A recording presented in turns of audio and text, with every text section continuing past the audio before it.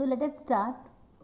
AB and CD are arc of two concentric circles of radii 3.5 cm and 10.5 cm respectively and centered at O. Find the area of the shaded region. If angle AOB is equal to 60 degree, also find the length of the arc. तो दो चीज़ें find करनी हमको, area of shaded reason और length of the arc.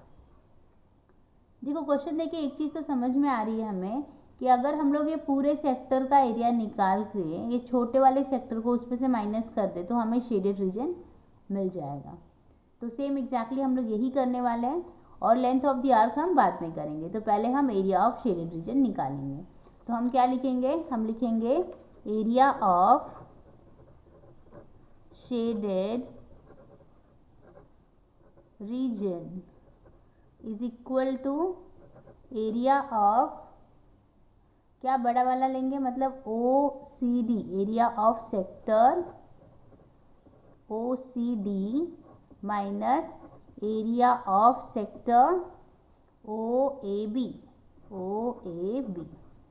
ठीक है, okay. अब देखो एरिया ऑफ सेक्टर का फॉर्मूला हमको पता है क्या होता है, theta upon 360 into pi r square. यहाँ पे भी वही theta upon 360 into pi r square. Okay, अभी देखो हमें यहाँ पर रेडियाई भी दिया हुआ है 3.5 और 10.5। तो मैं यहाँ पे लिख देती हूँ R1 इज इक्वल टू 3.5 और R2 हो जाएगा 10.5, राइट। तो जब हम लोग ये बड़ा वाला सेक्टर की बात कर रहे हैं तभी हमारा रेडियस क्या हो जाएगा, 10.5 हो जाएगा, राइट। तो मैं यहाँ पर R2 लिख देती हूँ। और जब हम छोटे वाले सेक्टर की बात कर रहे हैं तभी हमारा रेडियस R1 हो जाएगा, तो यहाँ पर R1 लिख देती हूँ। देखो एंगल हमारा AOB जो है 60 दिया हुआ है, राइट। तो एंगल थीटा लिख देते हैं पहले तो 60, ठीक है, ओके। तो यहाँ पर मैं 60 अपॉन 360 इंटू पाई R2 square minus 60 upon 360 into पाई R1 स्क्वायर। देखो थीटा जो है दोनों ही केस में 60 ही होगा क्योंकि यही एंगल से कनेक्टेड है दोनों भी सेक्टर, ओके। अब देखो कॉमन क्या होगा इसमें, थीटा अपॉन 360 इंटू पाई, ये तो दोनों में कॉमन है तो मैंने बाहर निकाल लिया उसको, ओके। ब्रैकेट में क्या बचा, R2 square minus R1 square, ठीक है। यहाँ से 0 0 कैंसिल हो जाएगा, यहाँ पर मिलेगा 6 अपॉन 36 पाई और R2 क्या है 10.5, तो ये हो जाएगा 10.5 का स्क्वायर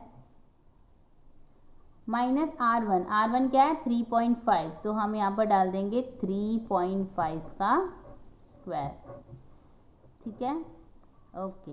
अभी देखो यहाँ पर 6 से 36 कट जाएगा, 6 1 जा 6 और 6 6 जा 36, तो यहाँ पर हमको मिल जाएगा 1/6 पाई क्या होता है 22/7। 10.5 का हम स्क्वायर करेंगे तो हमें मिलेगा 110.25 और 3.5 का स्क्वायर करेंगे तो मिलेगा 12.25, ठीक है। यहाँ पे देखो कुछ कट रहा है तो हम काट देते हैं, ये हो जाएगा 11, 2 से काट रही और ये हो जाएगा 3, तो मतलब हमें मिलेगा 1/3 इंटू 11/7। यहाँ पे सब्ट्रैक्शन करेंगे तो ये मिल जाएगा 98, ओके। अभी हम लोग ये 98 को 7 से कट करेंगे, 7 1 जा और 7 4 जा 28, तो यहाँ पे हमें क्या मिला 1/3 इंटू 14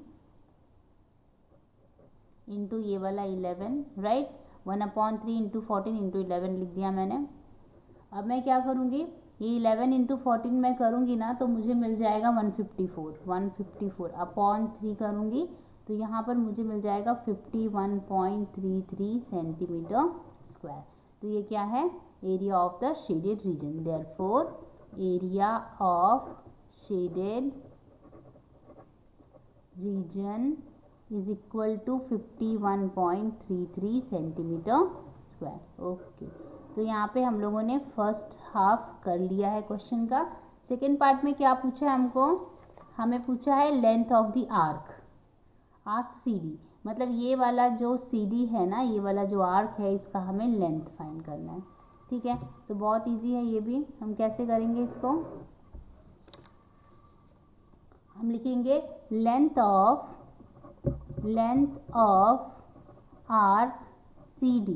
क्या होता है आर्क का formula, length of the arc का formula theta upon 360 into 2 pi R, right. Okay, तो यहाँ पर थीटा तो 60 है, 360 इंटू 2, पाई क्या होता है 22/7, और आर क्या होगा, आर हम लोग बड़ा वाला लेंगे क्योंकि ये बड़े वाले रेडियस से कनेक्टेड है, तो मतलब 10.5 लेंगे हम लोग, राइट, 10.5।